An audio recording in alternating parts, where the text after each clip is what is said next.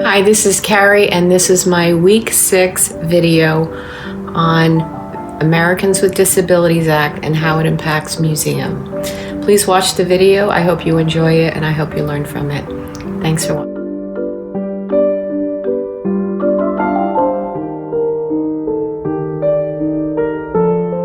So let's talk about museums. What are museums? Museums usually do a couple of things. They usually have a collection, and then they display for learning. They take care of things, they conserve things, and they tell you usually the historic background behind the meaning of it. And they don't always have to have tangible things, they can have intangible things. So some examples of museums are children's museums, science museums, art museums, historic sites. And they can also be outside too. There can be sculpture museums, or there could be historic sites that don't have any buildings at all. Those are just some of the examples of what a museum is. Now let's talk about getting to the museum. A lot of museums are located in cities and rural areas and anywhere in between.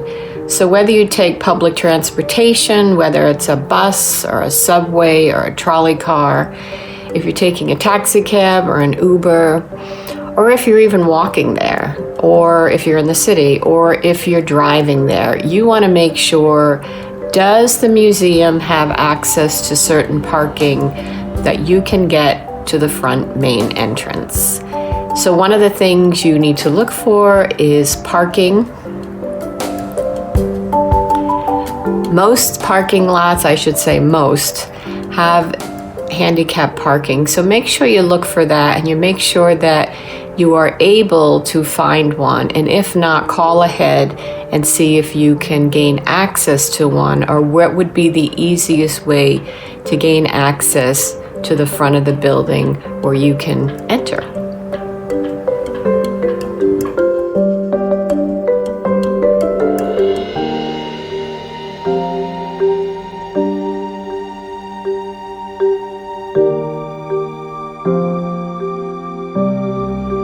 Okay, so now you're in the museum. Woo! So you're in the lobby. One of the things that museums really stress, and this has been researched over the years, is everything really labeled correctly? When you get into that lobby, do you know right away, where do I have to pay? Is there somebody nearby? Can I pay at the kiosk? Can I pay at the cashier station? Is the furniture low enough so that somebody can see me? I can gain access to it easily. Are the restrooms available for me? Can I get in there? Do they have handicap accessibilities? Is there a coat rack there? Is there more seating if you come with people that are, say, elderly? Is there additional seating? Is there enough room to move around if you have a disability? You also want to make sure, if nobody is around, is there a kiosk there? Does that help explain? Are there brochures? Maybe not.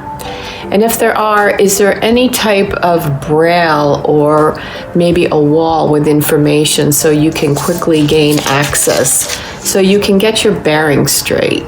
Do they have maps of the museum? Do you know where to go first? If there's a tour, is it well labeled? Do they include people with disabilities? Is it going to help you and your family and friends have a really good experience?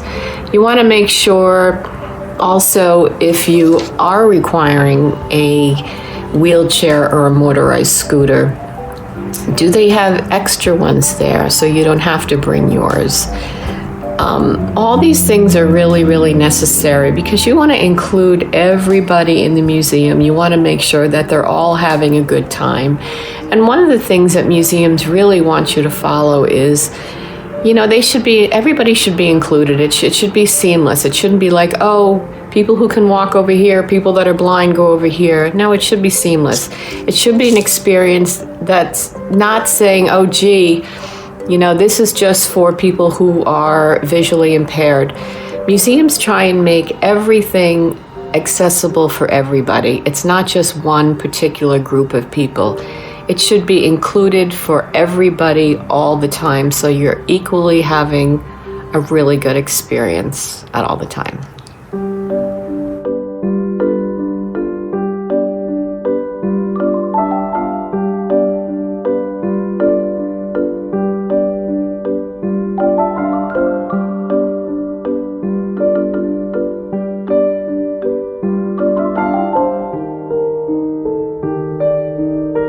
Another feature I like that museums are doing is if you want to take just say a classroom or a few children with autism in to see the museum, you can do some planning. If you go on the museum website, they usually have a section for accessibility and planning ahead. So if you want to bring, say, children with sensory needs into a museum and you really want them to have a good experience, you can call ahead and see if they have separate docents that are familiar with disability, people with disabilities, and they can plan ahead to make your experience really, really rewarding.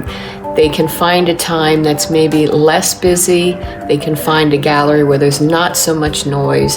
They can find a space where you can sit and be comfortable, and then they can interact with you and help you learn. This is a really great feature, and I would always suggest people taking advantage of this because they're there to help you make your experience really wonderful. Here's an excellent example of a museum that has really gone above and beyond for making people with accessibilities feeling a part of their museum, and this is the Museum of Science in Boston, Mass. If you go to their homepage and you scroll down to the bottom right, you'll see a link to accessibility. So if you click on that link, a lot of information pops up on this one page. It's talking about, kind of their policies, how to get there, their transportation because they are in a major city, what kind of public transportation you can get. They do have wonderful parking actually in the building. They have additional services. They have a nice cafe. They have theaters there.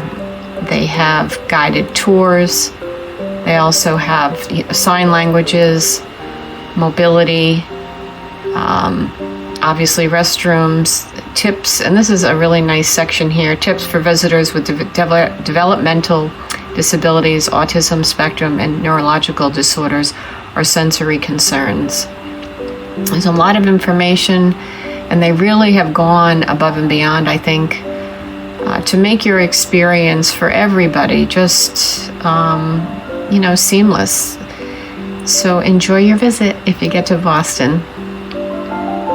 In conclusion, museums with accessibility would like to make sure that people with disabilities are included with their presence. They want to make sure that they also have fun and they're learning, and also that they're being included. What can museums do, and what they should do is hire people with disabilities. They can learn from them, hire them as consultants, hire them as interns, hire people that are interns, volunteers, because that way they gain job skills and you learn from one another. If you're putting together an exhibition, you can do prototypes and then test them out and see what's working and what's not working.